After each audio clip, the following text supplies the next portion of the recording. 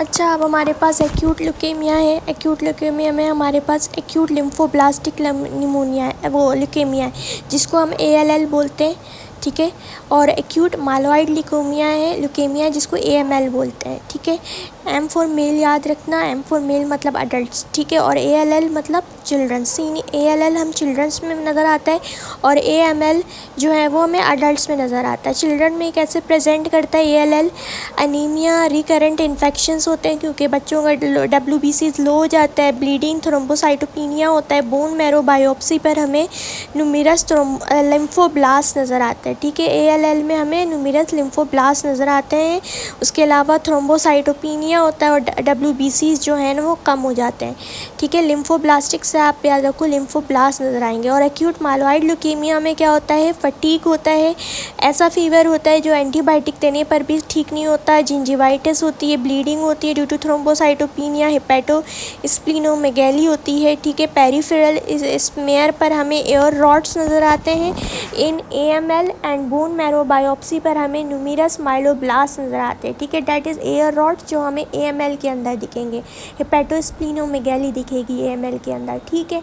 और उसके बाद हम आ जाते हैं पैनसाइटोपिनिया। यहाँ पर आपके पास एक दिया हुआ है, the stem has a patient who presents with pancytopenia which clinical symptom will allow you to choose acute leukemia over aplastic anemia। तो हमें acute leukemia में लिम्फोब्लास्ट नज़र आ रहा था, ठीक है। और उसके अलावा लिम्फ एडिनोपैथी और हिपैटोस्प्लीनोमेगैली के साइंस अगर नज़र आएंगे तो you should think about acute leukaemia.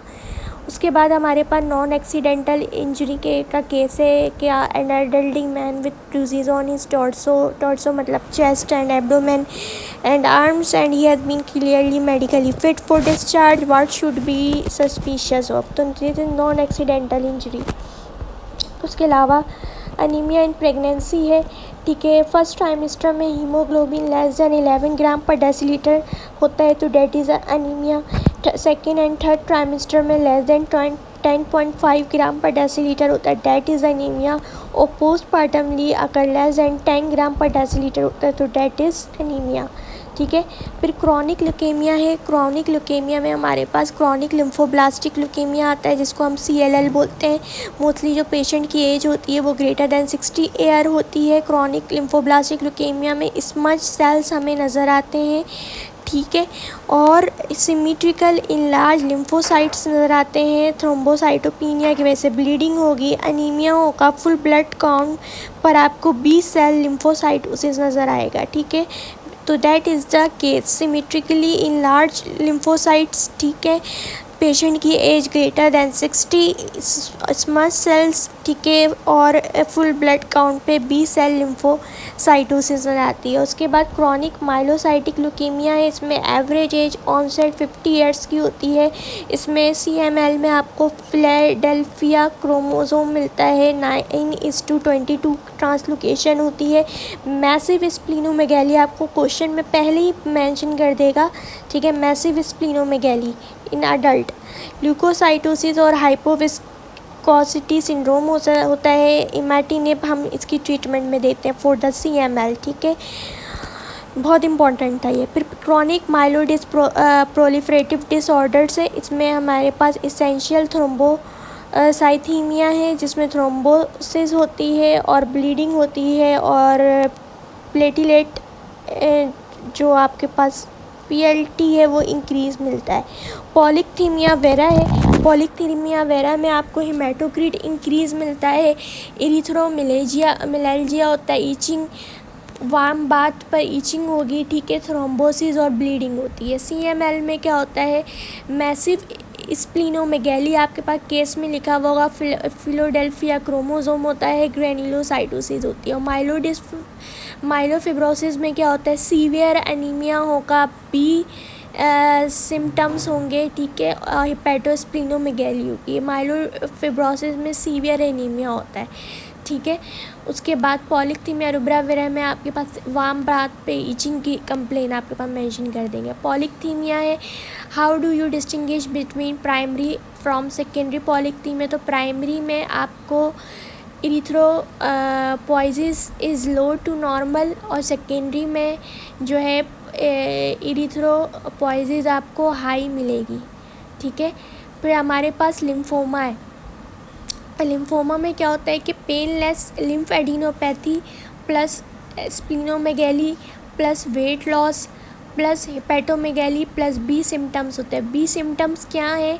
Unexplained weight loss, night sweats, fever, fatigue, ठीक है। इसमें हमारे पास हॉजकिन लिम्फोमा आ जाता है जिसकी बायमोडल डिस्ट्रीब्यूशन होती है। एक ये एज लेस देन 25 ईयर्स वालों को अफेक्ट करता है और एक ये एज ग्रेटर देन 55 ईयर्स वालों को अफेक्ट करता है।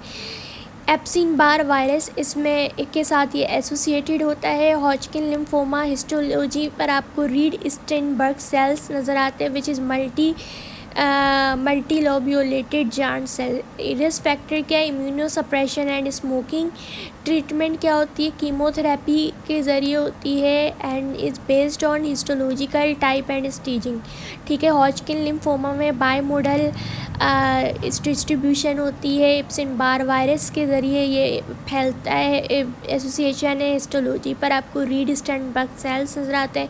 Risk factor immunosuppression and smoking है और ट्रीटमेंट में हम कीमोथेरेपी करते हैं, ठीक है, on the basis of histological type and staging. तो painless lymphadenopathy, splenomegaly, weight loss, hepatomegaly और बी सिम्टम्स में जो अनएक्सप्लेन्ड वेट लॉस है, फीवर, नाइट स्वेट्स, फटीक वगैरह मेंशन करते हैं, ठीक है। फिर हमारे पास नॉन हॉजकिन लिम्फोमा होता है जिसमें follicular and diffuse large B cell lymphoma are common. Reed Sternberg cells आपको एब्सेंट नज़र आएंगे नॉन हॉजकिन लिम्फोमा में। Extra nodal presentation most common है और बोन मैरो इन्फिल्ट्रेशन की वजह से साइटोपिनिया नज़र आता है, ठीक है। फिर लिम्फोमा में ये क्या? Patient with HIV present with painless peripheral lymphadenopathy, fever है, नाइट स्वेट्स है, वेट लॉस हो रहा है, स्प्लीनोमेगैली है। तो what is the most likely diagnosis? Likely diagnosis क्या होगा यहाँ पर? तो देखो इसमें आपको कोई जो है ना वो रीड स्टेनबर्ग सेल्स का नहीं बताया, पेशेंट की एज भी आपके पास नहीं बताई हुई, ठीक है। बस ये बताया हुआ है कि इम्यूनोसप्रेशन तो दोनों में HIV पेशेंट है और पेरिफेरल लिम्फेडिनोपैथी हो रही है, फीवर है, नाइट स्वेट्स है, वेट लॉस है, स्प्लीनोमेगैली है। तो what is the likely cause? Non Hodgkin lymphoma, ठीक है। तो नॉन हॉजकिन लिम्फोमा में जो है वो बोन मैरो इन्फिल्ट्रेशन की वजह से साइटोपिनिया मिल रहा होता है। इतना ज़्यादा वैसे ये क्लियर केस नहीं है हमारे पास, ठीक है। लेकिन मेंशन कर दिया पेरिफेरल लिम्फेडिनोपैथी, तो बाहर के एक्स्ट्रा नोडल है, ठीक है। तो ये इम्पॉर्टेंट थी बात। उसके बाद वारफ्रीन INR मैनेजमेंट है। तो अगर कोई वारफ्रीन ले रहा है मेजर ब्लीडिंग में आपको वारफ्रीन स्टॉप करना है। IV विटामिन K और प्रोथ्रोम्बिन कॉम्प्लेक्स कंसनट्रेट देना। अगर ये भी अवेलेबल नहीं है तो आपने FFP दे देना है to correct the coagulative defect, ठीक है। उसके बाद जो हमारे पास है immune thrombocytopenic purpura, platelet mucosal bleeding दिखती है आपको, इजी ब्रूजिंग परप्यूरा और एपिस्टेक्सिस नज़र आती है। चाइल्ड में ये एक्यूट होता है, वायरल प्रोड्रोम होता है और typically last a few weeks and बंदा जो है ना बच्चा जो है फुली रिकवर हो जाता है। अडल्ट में क्रॉनिक होता है, कोई वायरल प्रोड्रोम नहीं होता, ग्रेजुअल ऑनसेट होता है और प्लेटिलेट काउंट जो है ना वो नॉर्मल पे नहीं आ पाता, पंदर रिजॉल्व नहीं होता। ट्रीटमेंट स्टेरॉइड से, इम्यूनोग्लोबुलिन से स्प्लीनेक्टोमी करते हैं। थ्रोम्बोटिक थ्रोम्बोसाइटोपेनिक परप्यूरा अभी बताया था, एडम्स 13 की वजह से होता है ड्यू टू डेफिशिएंसी एडम्स 13 जो कि वॉन विल ब्रेन फैक्टर को क्लीव्स कर रहा होता है, ठीक है।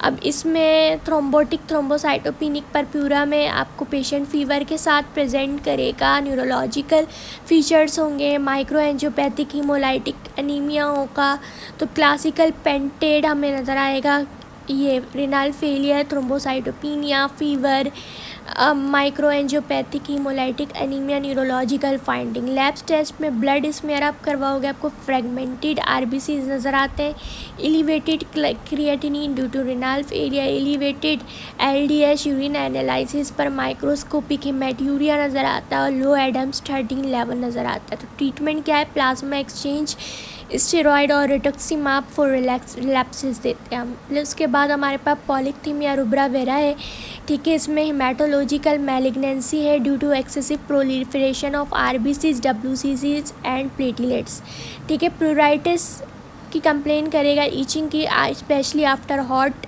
Shower, fatigue, splenomegaly, burning sensation of finger and toes होते हैं जिसको इरिथ्रोमेलाइजिया कहते हैं, हेडेक एंड फेशियल प्लेथोरा होता है, ठीक है। हाइपर विस्कोसिटी जिसकी वजह से पेशेंट में एमआई, डीवीटी, पल्मोनरी एम्बोलिज्म और स्ट्रोक वगैरह के चांसेस बढ़ जाते हैं। इन्वेस्टिगेशन पर हम करेंगे तो हीमोग्लोबिन हमें 18.5 से ज़्यादा नज़र आएगा इन मेल्स और 16.5 से ज़्यादा नज़र आएगा इन फीमेल। JAK2 म्यूटेशन होती है, low erythropoietin and ferritin level होता है, hypercellularity in bone marrow biopsy नज़र आती है। उसके अलावा थ्रोम्बोसाइटोसिस एंड ल्यूकोसाइटोसिस होती है। सिर्फ और सिर्फ जो है ना वो आरबीसीज की प्रोलिफरेशन होती है इसमें हमारे पास, ठीक है। ट्रीटमेंट क्या है कि इंटरमाइटेंट लॉन्ग टर्म फिलेबोटॉमी करते हैं, लो डोज एस्प्रिन देते हैं, chemotherapy with hydroxy carbamide and interferon किया जाता है, ठीक है।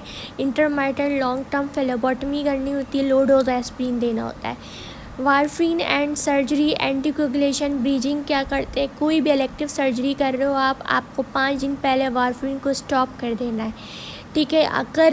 अगर जो है ना ब्रीज विथ हेपेरिन, अगर हाई रिस्क के थ्रोम्बोएम्बोलिज्म का, ठीक है, एग्जाम्पल अगर venous thromboembolic event in the last 3 month हुआ है, एट्रियल फिब्रिलेशन की हिस्ट्री है पेशेंट की with previous stroke, atrial fibrillation with chart bed score जो है वो 5 और मोर है, रिसेंट ट्रांजिएंट इस्कीमिक अटैक हुआ है, patient with mechanical heart valves है, तो रिमेंबर आपको ब्रीजिंग थेरेपी करनी है विथ वारफरीन, ठीक है। अगर patient only having warfarin with child was score less than 5 and has no previous stroke, he would just need to stop warfarin, no heparin bridging required. That's it. It is all about hematology.